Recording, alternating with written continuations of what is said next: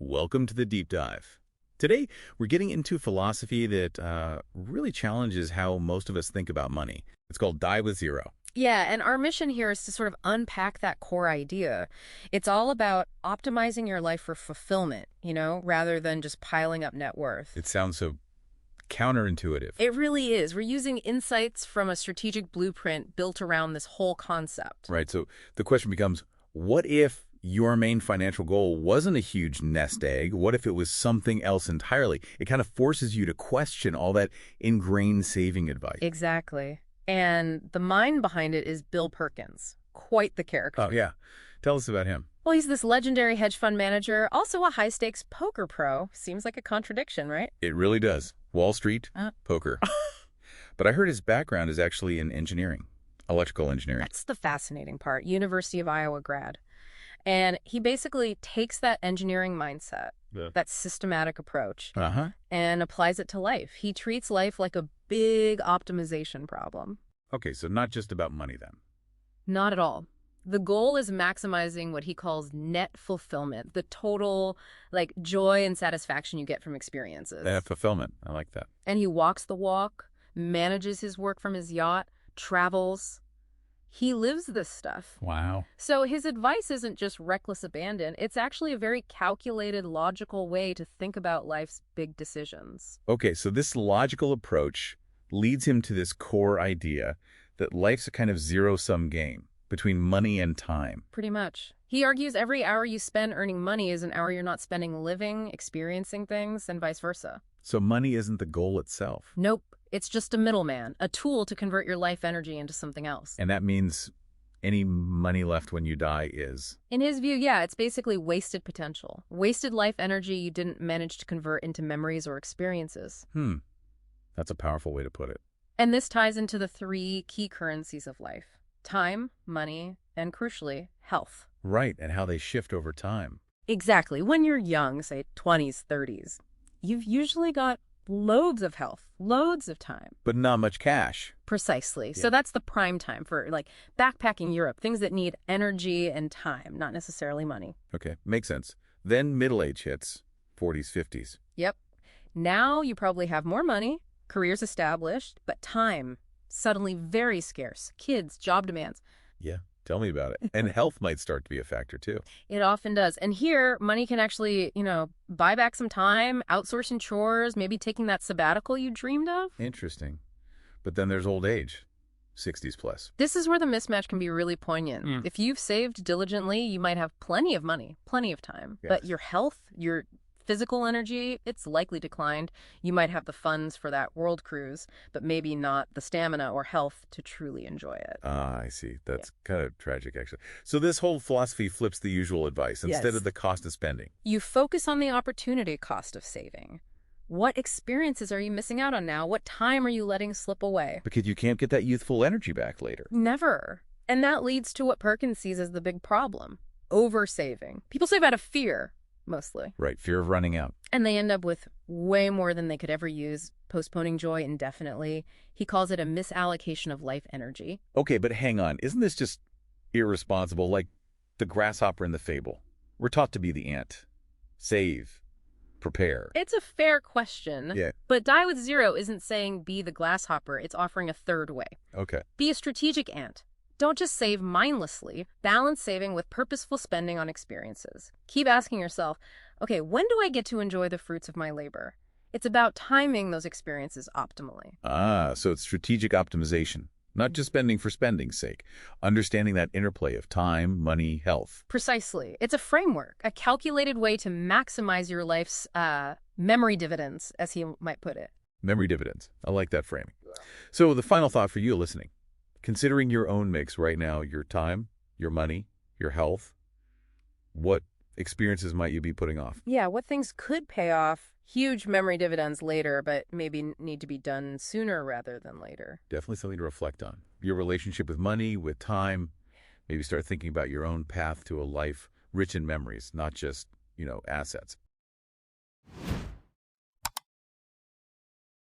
Welcome back to the Deep Dive. Last time, we started talking about shifting away from just, endless accumulation. Right, towards a life where wealth actually serves experiences, getting the most net fulfillment. Exactly. And today, we're taking that, even deeper. We're looking at two really critical things people often miss. Yeah. Our finite time, which we're calling time buckets, and the undeniable link between your health and actually being able to enjoy your wealth. Yeah, absolutely crucial. So our mission today is really to get you thinking differently about when you use your resources and how. It's about maximizing that fulfillment, but looking beyond just the bank balance. That's it. So how do we get our heads around these time buckets? Why is spotting those sweet spots so important? Well, it's recognizing that life isn't just one long stretch, It happens in phases, these distinct buckets. And the key thing is certain experiences. They have these optimal windows. We call them sweet spots. It's when you've got the right mix, health, energy, maybe the financial means. Think about, say, backpacking through Asia or those big family trips when the kids are young. Yeah, or learning something physically demanding. Exactly. If you put those off too long, they become harder, maybe less fun, or sometimes just, impossible. And this really challenges that old idea of retirement, doesn't it? That idea that you'll suddenly have all this time and energy. Right, the golden years fantasy. Yeah. You might have more money then, sure, but time's shorter, and health. Well, health is often declining, so the actual value you get from your money for certain experiences can decrease as you age. Decrease. Okay, that's interesting, because your capacity to enjoy them goes down. Precisely. It means we should maybe focus less on just maximizing the net worth curve and more on optimizing the life experience curve. Wow. And think about regret. What do people usually regret most? It's often not having enough money later. It's not living fully or missing chances when they were there. That really hits home. Missed experiences, not missed dollars. So time is finite. What else are we overlooking that stops us enjoying life and wealth? Well, building on that, it's health. We often see health as just a personal thing, right? But it's actually a critical financial asset, too, an experiential asset. How so? Well, think about it. Without decent health, even a lot of wealth, it kind of loses its power, doesn't it? It can't buy you those rich experiences if you're not well enough to do them. True. Plus, poor health, that costs money, sometimes a lot of money, especially as you get older.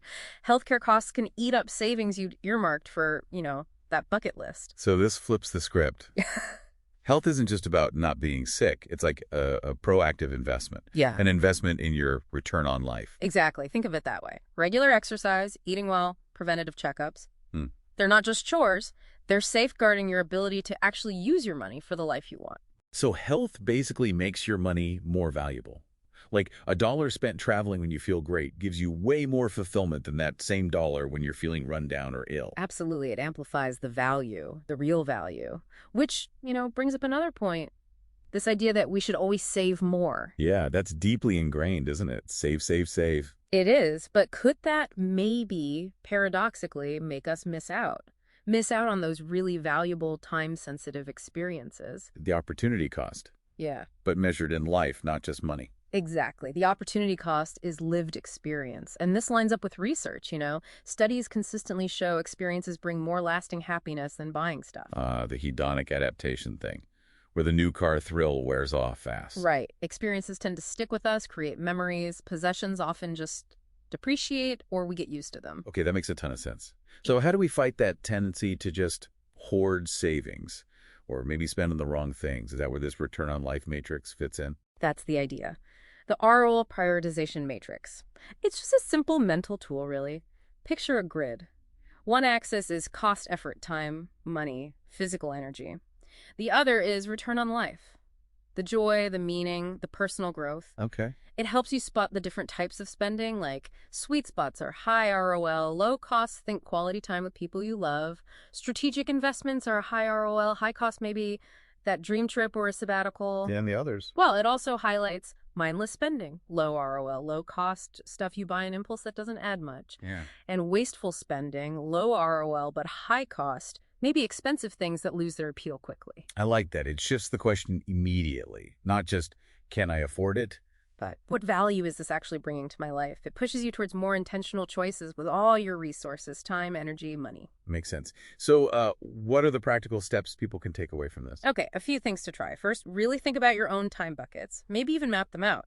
What experiences fit best in each phase, considering your likely health and energy? Okay, like a life map. Sort of. Second, start treating health like the investment it is. Pick one small, consistent action you can take each week. Just one. Manageable. Third, practice that ROL thinking. Before a big spend, pause and ask, what's the real return on life here? And fourth, gently question that oversaving reflex. Ask yourself if fear of the future is making you postpone something important now. Good prompts.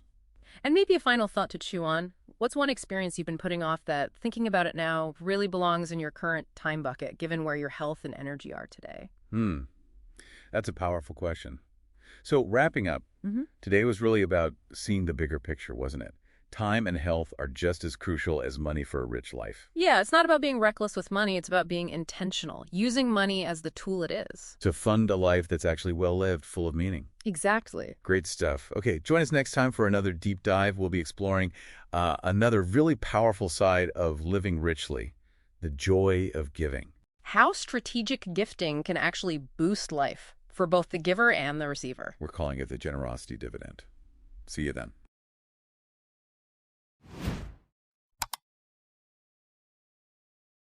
Welcome, everyone. Today we're doing a deep dive into Die with Zero, the philosophy Bill Perkins really brought into the spotlight. It's a really thought-provoking idea. It pushes back against a lot of conventional financial habits, doesn't it? It absolutely does. Redefining success, not as, piling up the most cash, but really maximizing your life experiences. Exactly. And it's not about deprivation, right? It's more strategic spending, getting the most life out of your life. Spot on. And it's more than just changing your budget. It's like you have to unlearn some really deep-seated beliefs about money. Beliefs we probably all grew up with. Yeah, many of us. It's a shift, really, from seeing yourself mainly as a saver to becoming, let's say, an experiencer. An experiencer, I like that.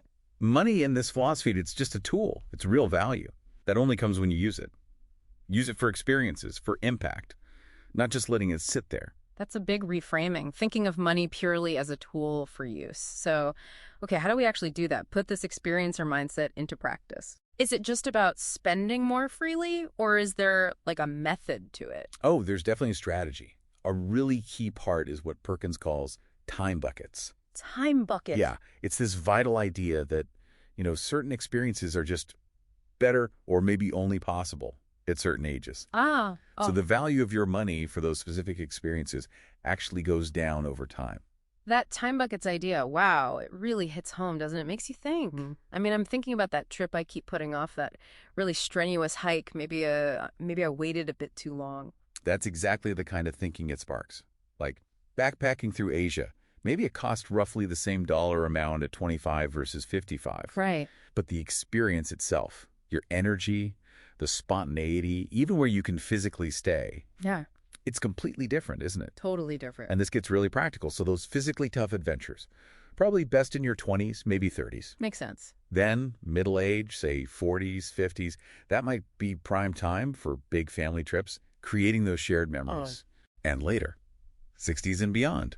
Maybe it shifts more towards comfort travel or perhaps significant giving, philanthropy. So planning experiences around your life stages. Exactly. And the goal is to avoid what he calls terminal wealth syndrome. Which is? Dying with a pile of unused assets, unlived dreams, basically.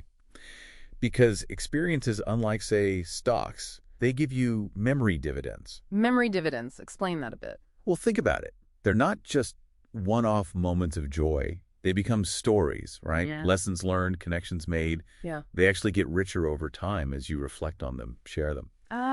Like an emotional investment that keeps paying out. Precisely. It compounds emotionally. Okay, so if time is reducing the value of our money for certain experiences, does that mean we just, spend wildly now? No, definitely not. Or is there a plan? And, isn't there a risk? What about overspending? How do we balance this with needing security down the road? That's a crucial point. It's absolutely about strategic spending, not being reckless. Right. You need to evaluate what you spend based on its return on experience. The ROE, not just the traditional financial return on investment, or ROI. ROE versus ROI. Okay. The real cost of dying with too much money isn't just the number. It's the huge opportunity cost of all the experiences you didn't have. The life you didn't live. Exactly. So it involves doing a kind of value audit on your current spending. Yeah. Ask yourself, what joy, what memories am I really getting from this purchase? And then you actively create a life experience budget. You deliberately set aside funds for those peak moments that matter most to you. This sounds amazing, but I can practically hear people thinking, what about the fear? What if I run out of money or healthcare costs skyrocket? Those what ifs are real. They are very real, and it's critical to be clear. The philosophy isn't about hitting exactly $0 on your deathbed. That's not the point. Okay, good. It's absolutely about ensuring you have robust financial security first. You need a solid safety net. Think emergency funds, the right insurance, a decent retirement plan. Foundation. Absolutely. Perkins argues the real fear shouldn't just be running out of money, but running out of time and health before you've truly lived. That flips the script. Fear running out of life, not just dollars. Right. And there are tools. Calculating your R value, your remaining years of life, roughly, and your N value, net worth. These aren't just numbers games. How do they help? They help you spend more confidently because you quantify your remaining time and resources. It gives you a clearer picture of your runway, what you can actually afford to spend now on living. Okay, that makes it less abstract. And doing a regret audit now can also help. Thinking proactively about what you might regret not doing and then taking steps today to avoid that future regret. Makes sense. And what about legacy? For so many people, saving is about leaving something behind for kids or causes. Yeah, another great question. The philosophy really embraces what you could call a living legacy. A living legacy. Meaning actively transfer wealth, sure, but also impart wisdom and create shared experiences during your lifetime. Don't wait until you're gone. So give while you're alive to see it. Exactly. You get to witness the impact. You strengthen those relationships. You build connections. It creates this amazing two-way memory dividend joy for them. Joy for you seeing it. It makes the giving far more meaningful, doesn't it? It really does. So wrapping up that zero in Die with Zero, it's really a metaphor, isn't it? Absolutely. It's about optimizing your life value, making sure every dollar, every resource helps create a richer, more meaningful existence for all. It's about being intentional with your time, your health, and your money. Well said. Living richly this way, it's an ongoing thing. It's dynamic.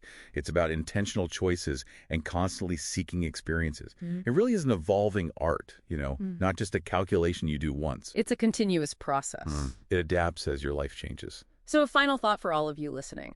What's one small intentional step you could take this week? Maybe towards an experience you've been putting off, or perhaps just starting to think about and maybe map out your own time buckets, something to consider.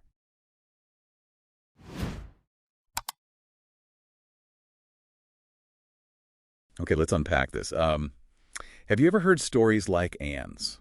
Anne's story, tell me. Well, she spent her entire career meticulously saving, dreaming of this epic European adventure, for retirement. Oh, okay, I think I see where this is going. Yeah, but when someday finally got here, her knees, they just gave out. Oh, no. Her body simply couldn't keep up with that lifelong dream. It's just...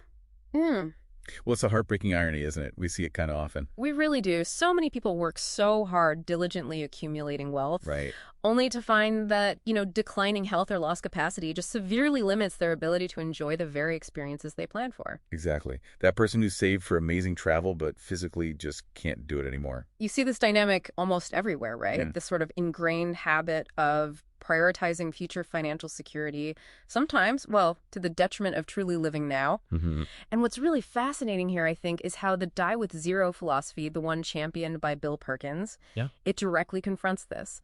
All right, Die with Zero. It's not about being irresponsible, though. Not at all. It's not about reckless spending. It's actually a strategic framework for optimizing your net fulfillment. Net fulfillment, I like that. Over just pure net worth.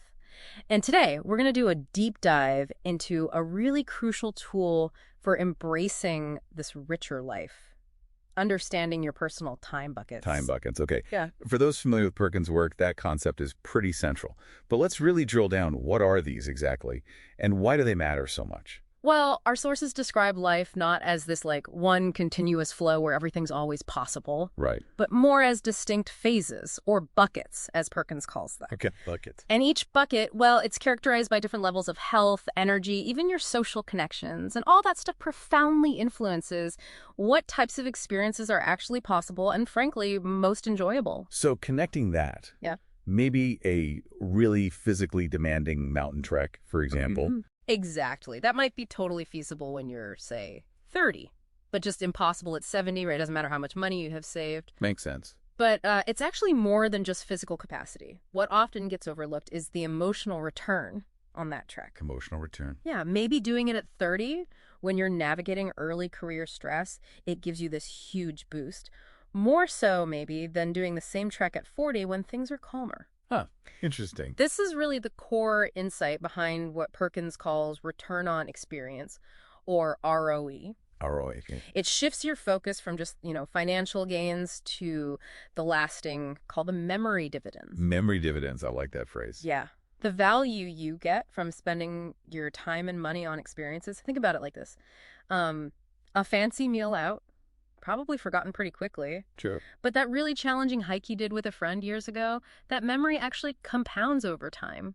Brings joy, a sense of accomplishment every time you remember it or tell the story. It's a real investment in your life's narrative. That makes so much sense. And our sources really drive this home by breaking life down into these distinct phases, each with its own kind of sweet spot for certain experiences. Exactly. Can we look at those? Like, what are the typical buckets? Yeah, let's do it. So you've got the, say, young and active bucket, maybe your 20s, early 30s. Okay. High energy, maybe less cash. Typically, yeah. Yeah. High energy, maybe less cash, but often more willing to embrace discomfort. Yeah. Perfect for adventurous backpacking, maybe launching a demanding startup, that kind of stuff. Right. The ramen noodle and hostel phase. Sorta. Then you often move into the family and career bucket. Think like 30s to 50s. Okay, what's key there? This is often where shared family experiences really shine. Theme park vacations, maybe traveling for the kids' sports tournaments, building those core family memories. Got it. And after that?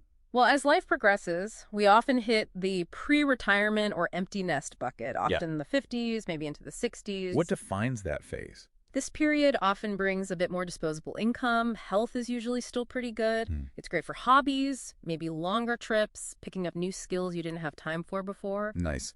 And then finally, you get the golden years bucket, say 70s and beyond. Now, energy might be declining. Understandably. Yeah, but this phase offers maybe abundant opportunities for quieter things. Reflection, leisurely river cruises, or really deep, meaningful connections with grandchildren. So the big takeaway here is timing matters a lot. Absolutely. Some experiences just hit different, or they're optimally enjoyed really within specific time buckets. It's all tied to those changing factors. Health, energy, social context. So, okay, let's bring back. What does this all mean for you listening? Well, it's about recognizing that life has these unique, time-sensitive opportunities. Right? Understanding that certain peak experiences are just better suited for specific times. Exactly. And it means intentionally prioritizing that return on experience, knowing that spending on experiences generates those lasting memory dividends. A true compounding investment in your life. But, okay, I can almost hear people thinking, what about the fear? The fear of running out of money. Ah, yes, the big fear. Many people are just inherently wired for accumulation, right? For that just-in-case scenario. Yeah. How does this philosophy handle that? And that is crucial. It's absolutely critical. That's where establishing a secure floor for your essential needs comes in. A floor, meaning? It's not about, pinpoint financial modeling down to the penny. It's about having a clear, personalized sense of enough. Enough to cover your non-negotiables, your basic living healthcare emergencies. Okay, so defining your baseline needs. Right. And once you have that floor defined, it kind of frees you. It helps liberate you from that what-if paralysis because you have a clear boundary. And everything above that floor becomes experience capital, not just savings. Money you can strategically deploy for fulfillment, guilt-free. Experience capital. I like that framing. And here's where it gets, I think, really interesting. This whole philosophy, it profoundly redefines legacy. How so? Legacy is usually about the money you leave behind, right? Traditionally, yes. But this shifts it. It's not merely about a financial inheritance. It's about cultivating this profound wealth of shared experiences, instilled values, optimal giving during your lifetime, things that truly enrich your loved ones while you're here and long after. So instead of just leaving money. Imagine if your legacy was, say, teaching your grandkids the thrill of sailing because you experienced it and shared it with them. That's a memory dividend that can compound through generations. Arguably far more impactful than just a check. Wow, that's a powerful shift in thinking. Your life, then. Mm-hmm. It's definitely not a dress rehearsal. Not at all. We really encourage you, listening, to start mapping out your own desired experiences. Think about them across your potential life stages. Yeah, what peak experiences are you maybe putting off, saving for? And ask yourself, when is the optimal time, the best time in terms of health, energy, context, to truly live them? Remember, the now. That's your most valuable currency. It absolutely is. It's your unique capacity to experience right now. The greatest risk in life might not be spending too much money, but rather not living fully. Strive to die with 0 remaining desired experiences. Live richly now.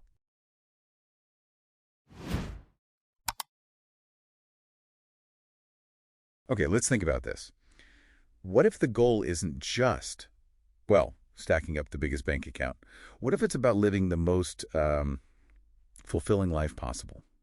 Today, we're diving deep into strategic giving, and there's this fascinating philosophy called die with 0. Our mission really is to explore how giving intentionally, both money and other values, during your lifetime can completely change your legacy, how it can maximize your impact, and honestly bring a lot of personal joy. We've got some surprising facts and practical strategies for you. Yeah, it's such a powerful idea. It's really about shifting focus from just endless accumulation to optimizing for life satisfaction. Thinking of money as a tool, right? For experiences, memories, not just an end goal. Exactly. Not just a number on a spreadsheet. Right. And this die with 0 idea, it critiques that maybe overly cautious saving we're often taught. It looks at those huge untouched retirement funds and asks, well, were those missed opportunities, chances to live more fully maybe, or to help people you care about when they really needed it? That's a provocative thought.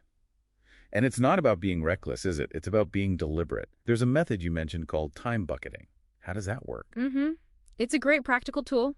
You basically segment your life. Think 5 or 10-year blocks.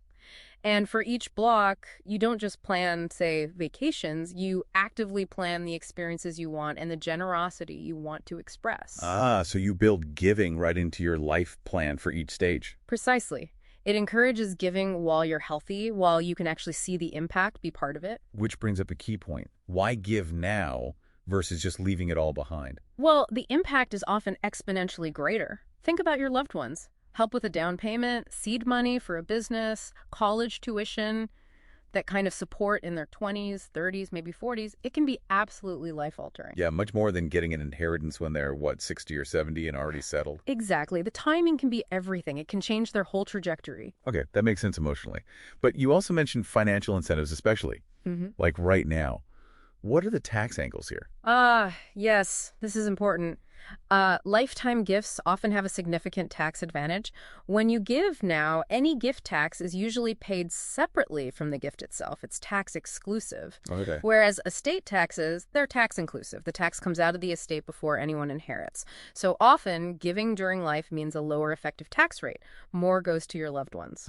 Less off the top. Right. And there's this critical window right now. The lifetime gift and estate tax exemption is very high, over $13.6 million per person for 2024. But that's set to basically get cut in half at the end of 2025. It'll likely revert to around $7 million adjusted for inflation. Wow, okay. So that's a time-sensitive opportunity for people looking at larger transfers. But hang on, $13 million? That sounds like it's only relevant for the super rich. What about everyone else? No, definitely not just for them. There are strategies for almost everyone. Remember the annual gift tax exclusion? That's $18,000 you can give to any individual each year, tax-free, in 2024. And it doesn't use up that big lifetime exemption. Right, $18K per person per year. Yep. And direct payments for tuition or medical expenses, completely tax-exempt. They don't count against any limits. Oh, interesting. So paying grandkids tuition directly is super efficient. Very efficient. Other ideas. Gifting appreciated stock can be smart. You might avoid capital gains tax, and it removes the asset from your potential estate. Or you can even front-load a 529 college savings plan. You can put 5 years worth of annual exclusions in at once. That's $90,000 per donor per beneficiary right now. Okay, lots of options. But the big question always comes up. How do you do this without risking your own financial security? You don't want to run out of money. Absolutely critical. Rule number 1, your own security comes first. Always. This is where, working with a financial advisor, doing proper cash flow modeling, it's essential. You need to ensure your needs are covered for life. Makes sense. And for larger gifts, sometimes people use irrevocable trusts. They can offer protection, making sure the money is used as intended, safe from, say, creditors or divorce, while still getting it out of your estate. It's about smart planning. Okay, so you plan carefully, you time it right. What's the personal payoff beyond the financial strategy? Oh, it's immense. Psychologists talk about the warm glow effect. Giving actually activates the reward centers in your brain, releases dopamine, serotonin. It genuinely makes you feel good. And witnessing the impact, seeing your child buy their first home or a niece launch her business because of your help, that amplifies the joy massively. It's something you just don't get from an anonymous donation or money transferred after you're gone. It builds connection. You get to share the moment. Exactly. Shared experiences, deeper conversations, maybe even mentoring opportunities. And it's crucial to remember, legacy isn't just about the money, right? Oh, absolutely not. True legacy is also your values, your wisdom, the stories, the relationships you've built. These non-monetary gifts, they provide comfort, guidance. They last in ways money can't. That idea of living wisdom is powerful. Advice given in a moment. It's irreplaceable, isn't it? You can't fully replicate that after you're gone. So think about practical ways. Writing a life story, maybe heartfelt letters, recording audio stories, creating a memory book with handwritten notes. Things that carry your voice, your perspective. Precisely. And involving family can be amazing too. Maybe story chats or getting help documenting things. It fosters connection, builds that intergenerational bridge, and shapes family identity for years. So wrapping this up, strategic giving, especially with this die with zero mindset, is really a path to a more purposeful life. You maximize your impact, you unlock personal joy, and you build a legacy that's about values and connection, not just assets. Well said. It prompts a final thought, maybe. What's one intentional act of giving? Could be financial, could be your time, your wisdom that you could do today, something that could have a real positive impact on someone you care about. And then how would witnessing that impact change you?